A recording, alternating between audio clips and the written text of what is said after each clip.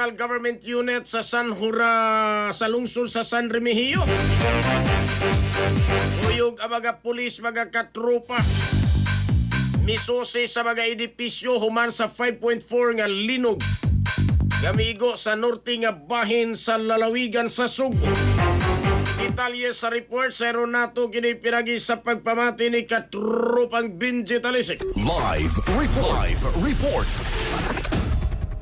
Dagang sila magkatabagan sila katapag Rafael human sa apaigo nga 5.4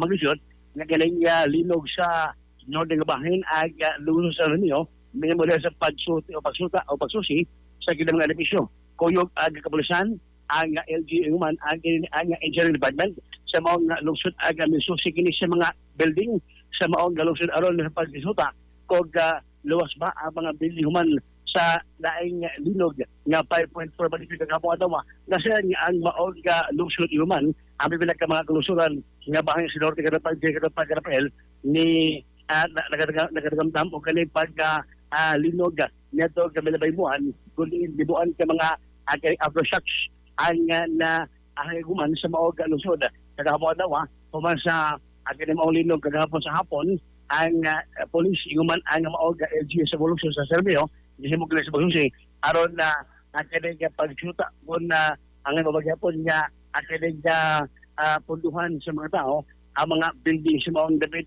hinoon sa kasamtangan pay report o usay resulta sa pag-inspeksyon sa police human ang LGU sa mga kalusuran sa kanilang building humaginig inspeksyon human sa maog linog kagahapon adlaw. Alas sa Pilipino para sa Pilipinas sing katropa. Benji Talisik, Action News. XFM report.